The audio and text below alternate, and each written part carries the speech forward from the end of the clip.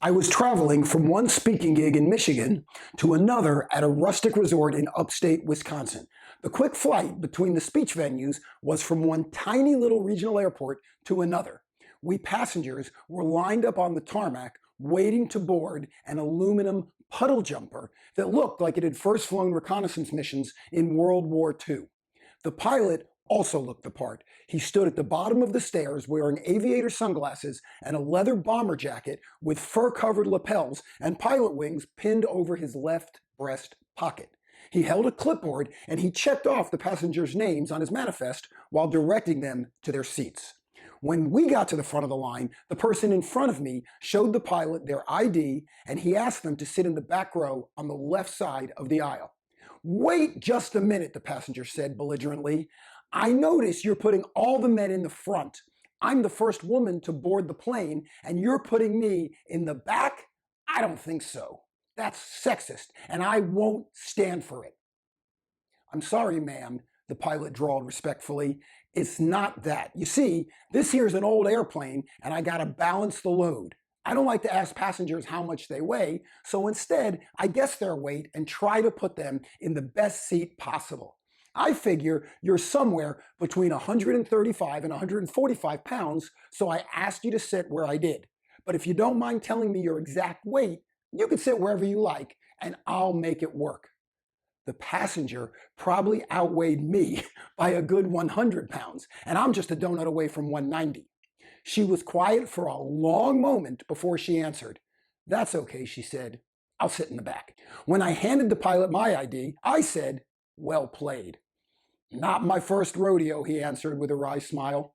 Clearly, he understood the value of diplomacy. I thought about that interaction for the rest of our short flight. Somehow, the pilot managed to diffuse what could have been a very unpleasant experience while staying polite, respectful, and pleasant. Sure, a little white lie was involved, but the pilot did not make the woman feel uncomfortable or singled out. Instead, he gave her an easy way to save face, walk back her accusation, and still do what he needed her to do. I was thinking about that interaction again when I read an article in Inc. magazine titled "An American Airlines Pilot Was Absolutely Fed Up with Passengers." In it, the pilot told his passengers what he wanted with this pre-flight announcement. "Do what the flight attendants tell you to do. They represent my will, and my will is what matters. Treat people the way you want to be treated. I have to say it every flight because people don't. They're selfish and rude, and we won't have it. Stow your stuff. Don't lean on other people. Don't fall asleep on other people. Don't pass out on other people. Use your AirPods or headphones instead of playing videos so everyone else can hear them. Finally, for passengers in the middle seat, you own both armrests."